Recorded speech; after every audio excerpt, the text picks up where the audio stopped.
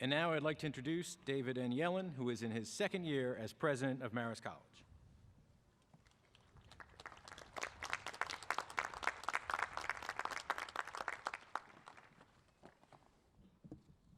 Thank you, Tom. Welcome to Marist's 72nd Commencement exercises.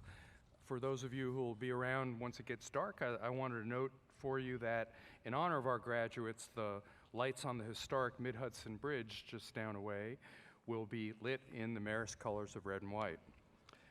Before I offer just a few very brief remarks, I have a personal request of the audience. You're graduating on May 18th, 2018. On May 18th, 32 years ago, my wife and I were married. So, yeah, I was going to ask you to applaud for my good fortune and for her putting up with me for all these years. So thank you for anticipating my request. Today's an opportunity for us to celebrate the members of the class of 2018 and all of their outstanding achievements. We always try to remember, however, on occasions like this, that no one makes it this far on their own. So please join me in recognizing the families of all of our graduates. Without you, the accomplishments we celebrate today would not have been possible. For this reason, our graduates were given the opportunity to honor one person who uniquely inspired and supported them during their educational journey. These individuals have been given red and white honor cords, also sometimes known as PHT cords, or putting him or her through cords. With all those wearing the PHT honor cords, please stand and be recognized by the class of 2018.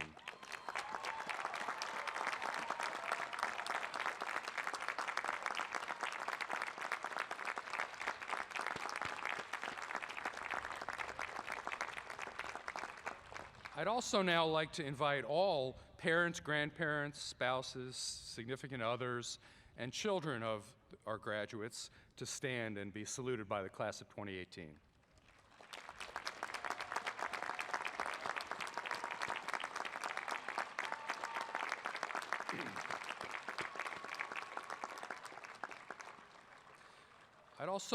Thank you. I'd also like to take a moment to salute Marist's faculty. At some of the earlier events today and throughout this weekend, you get a chance to glimpse the really dynamic nature of the relationship between our students and our faculty. Whether it's teaching a larger class or mentoring an individual student, conducting research together, or just providing life advice, our students know how lucky they are to have such a dedicated group of faculty helping guide them through their Marist experience. So please join me in thanking our faculty.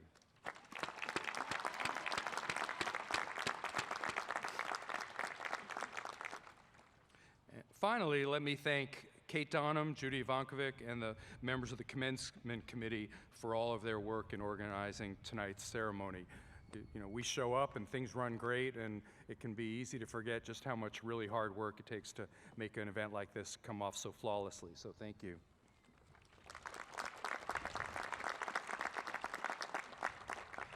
Now, to the graduates, all of us who've had the chance to either teach or observe or get to know you have been so impressed with who you are as people and all the things that you've accomplished.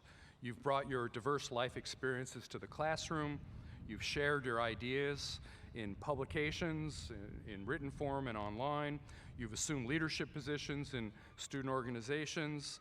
And many of you, particularly this evening's group, have done it while working full-time or part-time, raising a family, maintaining a home, or participating in civic and community activities. Really an amazing accomplishment. Even more than your academic achievements, I've been immensely impressed by the character that you show during your time here. You've done that in numerous ways. Countless hours of volunteer work and money raised for worthy organizations, the way you advocate for change, both here on campus and in the community. Many of you have overcome very significant obstacles to be here today: illness, deaths in the family, economic struggles, etc. You've grown tremendously during your time at Marist, but please remember, this is in many respects only the beginning of your journey. As you move ahead with your career, education, family, you'll have the opportunity to achieve great things and really make a big difference in the world.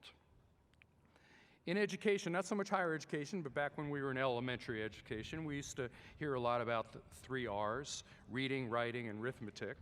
But I'm just going to talk for a minute about 3 other R's that we believe are very important to you in your lives as you leave Marist. One is relationships. Take care of the personal relationships in your life, because at the end of the day, they're much more important than any award or career achievement. Speaking of your career, building and maintaining strong professional relationships can be as or more important than intellect and hard work that you bring to the workplace. So seek out good mentors, maintain relationships with the mentors you've met already, and when the time is right, be a good mentor to people who are coming after you. The second R is resiliency. We all fail many times along the way, and the true test of character is how we respond to our failures. What will you learn from your missteps, and how can you try to do better next time? And then finally, the third R is reinvention. In a lot of ways, what you learn in college or graduate school is less important than learning how to learn.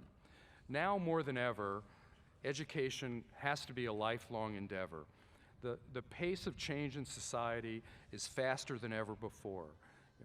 Your children may never own a car or maybe even drive a car because of technology. Many of you will work in jobs that don't yet exist.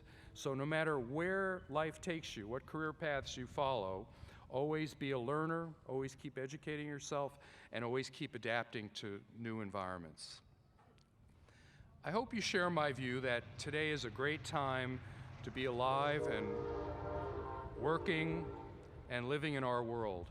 We certainly face many tremendous challenges, both in the United States and around the world.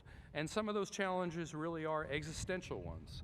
On the other hand, we sometimes, in the media age we live in, sometimes lose sight of the tremendous progress that's been made in the world.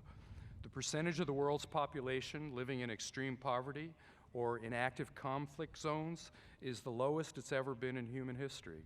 And we've made incredible strides against diseases that used to kill millions of people every year.